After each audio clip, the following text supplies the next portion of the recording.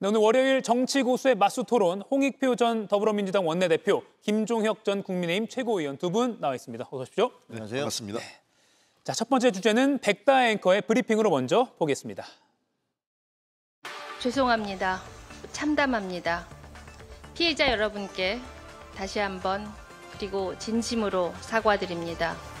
관용 없는 처벌과 온전한 피해 회복을 위해 이제 저와 최고위원 전원은 물러납니다. 조국 혁신당 지도부가 총사퇴했습니다. 당이 피해자들의 절규를 외면했다면서 강미정 전 대변인이 탈당한 지 사흘 만입니다. 조국 전 대표가 대법원에서 유죄 확정 판결을 받은 날에도 일부 당직자들이 노래방에서 성추행을 벌인 걸로 알려져 충격을 안겼습니다. 이제 비대위 체제가 된 조국 혁신당, 조국 혁신정책연구원장이 비대위원장이 될 가능성이 나오고 있죠. 하지만 조국 원장 역시 이번 사태에서 자유로울 수 없어 보입니다. 석방되고 난 뒤에 바로 여러 일정이 잡혔어요. 저라도 조금 빨리 이분을 만나서 소통했으면 어땠을까. 특사로 출소한 이후에도 피해자와의 만남이 신속하게 이루어지지 않아서 성비위 사건을 제대로 신경 쓰지 않았다는 비판이 나옵니다. 조국 혁신당 관련해서의 발언으로 2차 가해 논란을 빚은 최강욱 전 민주당 교육연수원장도 자숙하고 성찰하겠다며 원장직을 사퇴했죠. 혁신을 내걸었던 조국 혁신당, 성비위 논란으로 깊은 수렁에 빠진 모습입니다. 예, 두 분께 바로 단도직입 질문 드리겠습니다. 조국 혁신당 지도부가 총사퇴했습니다. 총사퇴로 이 사안이 끝나겠습니까? 일단은 이제 문제 해결의 시작이라고 좀 봅니다. 왜냐하면 오랫동안 문제 제기가 됐음에도 불구하고 제대로 된, 그러니까 피해자 입장에서의 충분한 일의 해결이 지연되었지 않습니까? 사실 이런 조직 내에서의 성비는 지연 자체가 2차 가해의 성격이 높거든요. 그런 측면에서 지도부가 책임지고 물러나는 것이고, 이제 남은 것은 신속하게 진상규명과 그 당사자들에 대한 책임을 묻는 것이 저는 단순히 지도부가 물러나는 것으로 이 문제가 해결됐다 그런 게 아니라 그런 조치가 돼야지만 문제가 해결됐다고 볼 수 있습니다. 예, 이제 시작이다라고 평가하셨습니다. 총사퇴로 해결될까요? 그런데 이번 사태는 제가 보기에는 그러니까 국민의 영린을 건드리는 그런 사안들에 대해서 미숙한 대응을 하면 그것이 얼마나 괴멸적 결과를 불러오는지를 단적으로 보여주는 그런 사건이라고 생각을 해요. 지도부가 사퇴한다고 너무 만시지탄이죠. 그리고 이번에 이제 이 사태를 보면서는 좀 아이러니한 게 조국 전 대표 같은 경우는 과거에 이제 문재인 정부에서 조국 사태로 인해서 문재인 정부가 정권 재창출에 실패하는데 또 적지 않은 영향을 미쳤다 이런 얘기를 듣고 있지 않습니까? 근데 이번에는 이재명 정부에서 사면을 해줬는데 사실은 적지 않은 또 부담을 이 정권에도 주고 있구나. 두 정권에 걸쳐서 모두 참 크게 부담을 주고 있구나라는 생각이 들고, 그다음에 이 조국당은 이렇게 당과 어떻게 보면 조국 전 대표의 모습을 닮아가나라는 생각도 좀 들어요. 그러니까 쉽게 얘기하면 내로남불이나 위선 이런 것들이 조국 대표가 그동안에 비판받아왔던 부분이 있지 않습니까? 근데 당도 지금 하는 거 보면 굉장히 엉뚱한 변명을 계속 해대고, 그다음에 발뺌을 하고 내로남불 그런 태도가 그대로 보여지는 것 같아서 그거는 굉장히 좀 뼈 아프겠다라는 생각이 들고요. 그다음에 마지막 하나는 이제 조국 전 대표 본인은 잘 안 변하는 것 같아요. 왜냐하면 이번 사태 터졌는데도 그 SNS 프로필에다 이렇게 귀 이렇게 대고 있는 것처럼 그런 사진을 바꿔 올렸잖아요. 근데 그걸 보면서 조금 보는 사람이 좀 많은 사람들이 좀 불쾌해하는 것 같더라고요. 근데 과거에도 이제 그런 프로필 사진이나 SNS를 통해서 본인이 어떤 메시지를 전달하는 건데 그게 부적절해서 비판을 받았는데 잘 안 변하는구나라는 생각이 좀 듭니다. 지도부가 사퇴하기 앞서서 황현선 사무총장, 이규현 사무부총장도 당직에서 사퇴했습니다. 그런데 사퇴의 변이 또 다른 논란, 또 다른 비판을 받고 있는데요. 그 발언도 좀 듣고 이야기 나눠보겠습니다. 당에서 일어난 일련의 일들에 대해 저 또한 참담한 심정을 금할 길 없으며 사과와 위로의 말씀을 전합니다. 당이 부족하고 서툴렀던 것이지 은폐와 회피가 아니었다는 점을 꼭 말씀드리고 싶습니다. 당내 조사와 외부 법인 조사까지 받는 고통을 겪고 무혐의 처분을 받았음에도 여전히 가해자라고 비난받고 있는 당직자들의 우산이 되지 못했습니다. 미안합니다. 사무총장직은 오늘 내려놓습니다. 예, 사건 은폐 지적에는 반박을 했습니다. 어떻게 보셨습니까? 글쎄요, 저건 이제 사실관계를 좀 알아봐야겠습니다. 예. 왜냐하면 외부에 이제 법무법인까지 했는데 가해자가 아니라고 판정을 받았다. 근데 어쨌든 근데 2명 같은 경우는 가해자로 해서 1명은 제명됐고 1명은 1년간의 당원권 정지가 됐지 않습니까? 예. 그런 걸 감안하면 어느 정도 인정됐는데 그럼 또 제3의 인물이 있다는 것인지 그건 제가 잘 모르겠습니다. 그래서 저 문제는 우선은 조국혁신당에서 사실관계를 좀 분명하게 밝혀져야 될 것 같습니다. 아직 이미 원래는 저런 사건은 외부에 공개하면 안 됩니다. 피해자 때문에. 근데 예. 당사자인 피해자가 공개를 했지 않습니까? 그런 측면에서 이제는 공론화된 상태이기 때문에 이 사실관계 분명히 밝혀야 되고요. 저는 3가지 부분이나 이런 문제들은 꼭 조국혁신당의 문제가 아니라 모든 조직에서 인지해야 될 게 성비위와 관련된 것은 첫 번째는 가장 신속하게 가해자와 피해자를 분리시켜야 됩니다. 그리고 2번째는 철저하게 이 문제는 증거보다는 증언에 의한 사실관계 규명이기 때문에 피해자 중심주의로서 이 문제를 풀어나가야 되고요. 마지막은 지나칠 정도라는 외부의 평가가 있을 정도로 과잉 대응, 그러니까 진짜 과잉 대응은 아닌 과잉이죠. 그러니까 예. 그렇게까지 해야만 이런 문제는 한 개인의 일탈로 끝나지 자칫하면은 조직 전체, 이번과 같이 조직 전체의 어떤 도덕성, 그리고 조직 전체의 어떤 위기로 번지는 것이 이번 사태의 전형적인 사건이 아닌가 싶습니다. 황현선 전 사무총장 아까 사퇴의 변 중에 당의 은폐와 회피 아니다, 부족하고 서툴렀던 것이다. 이런 건 피해자 입장에서 보면 굉장히 상처가 될 만한 발언 같기도 하고요. 근데 그렇다면 뭐 하려고 전원이 다 사퇴를 합니까? 지도부가 붕괴할 정도까지의 이런 사태가 벌어졌는데 예. 아니 이게 은폐와 회피를 하지 않고 그냥 서툴고 약간 부족했을 뿐이다.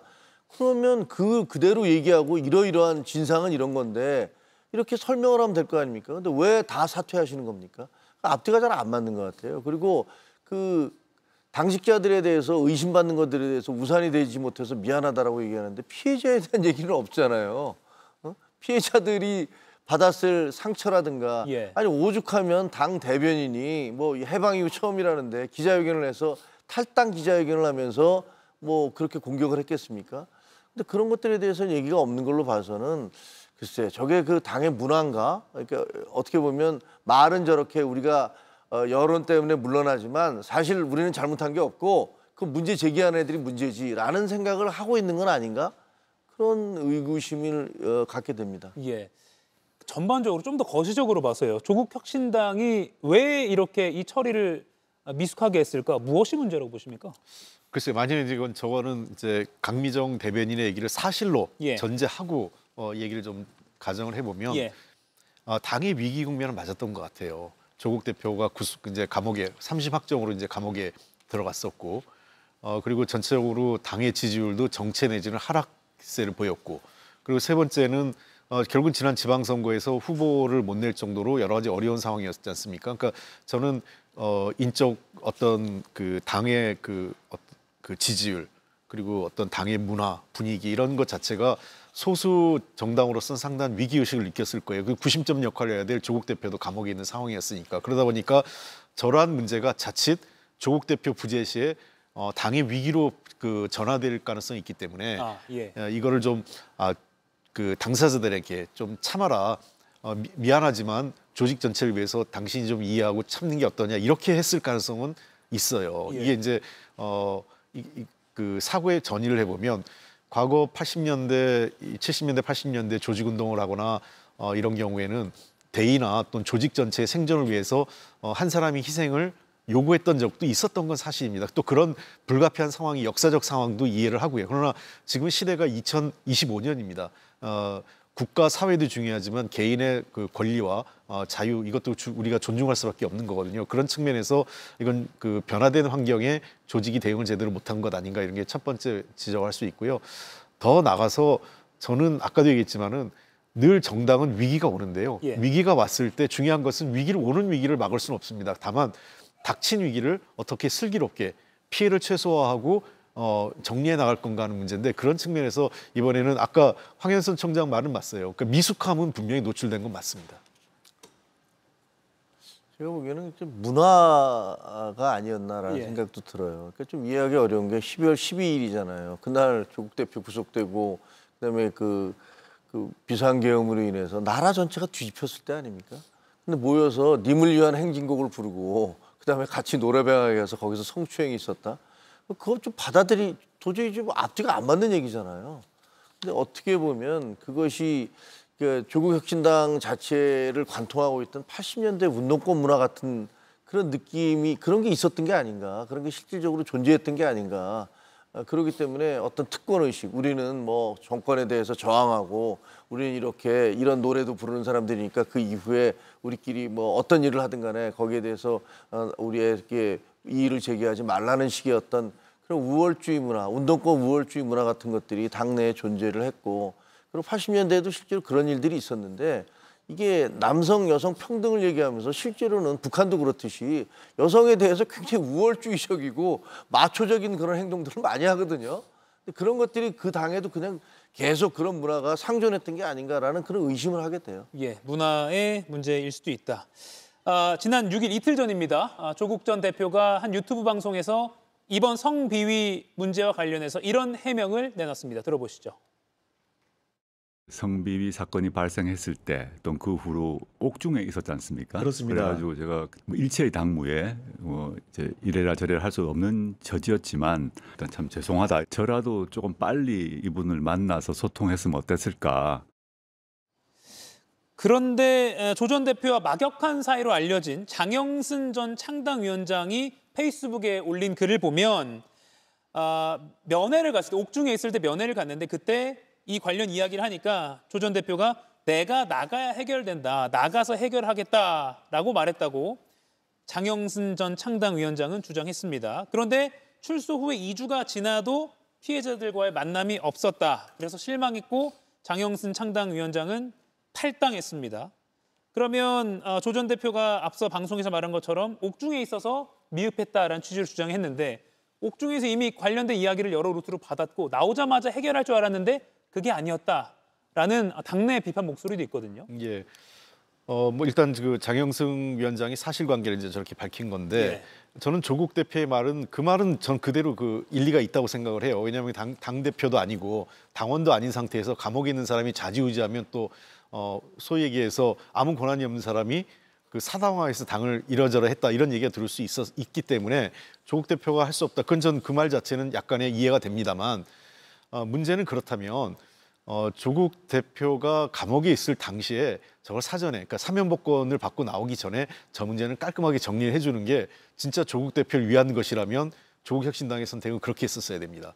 저 문제를 놔두고 조국 대표가 사면복권 나와서 나온 상태에서 해결하겠다는 것은 많이 시간적으로도 늦을 뿐만 아니라 도리어 제가 당을 운영할 때도 어떻게 하냐면 당 대표 또는 그 대선 후보급 되는 인물들한테는 웬만하면 리스크가 있는 위험이 있는 선택을 하지 않도록 하는 게 당의 관리 역량이에요. 그러니까 도리어 조국 전 대표가 나왔을 때 이 문제가 다 정리돼서 모든 사람이 더 이상 이거는 논의되지 않는 상황을 만드는 것이 조국 대표를 위한 것인데 저것을 시간으로 끌음으로 해서 사실상 조국 전 대표에게 그 위험이 전이된. 그러니까 당으로서는 아까 제가 얘기했지 않습니까? 관리 역량의 문제를 드러낸 것 아닌가 하는 겁니다. 예.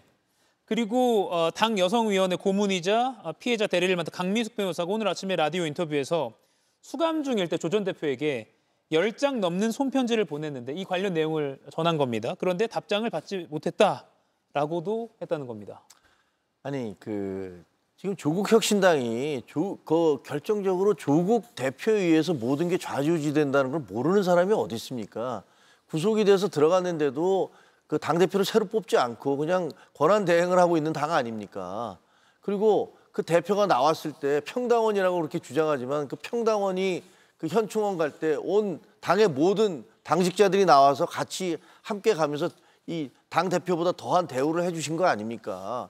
실질적으로 당 대표로서의 모든 역할을 해오고 있었죠. 그리고 자기 친구이자 창당 멤버가 면회까지 가서 야, 이 문제 빨리 해결해야 된다라고 얘기를 했었고, 그 다음에 그 당사자인 대변인 그 대리해주는 변호사격인 분이 편지까지 계속 보냈었는데 근데 나와서 내가 당대표가 아니어서 내가 당원이어서 그냥 내가 당무에 개입하는 것 같아서 뭐 안 했다라는 식의 얘기하는 것은 마치 과거에 무슨 자기 자녀들에 대한 그런 그 입시 부정 얘기가 나왔을 때 뭐 애비로서 나는 어쩔 수 없었다라는 식의 얘기를 하는 것과 똑같은 거 아닙니까?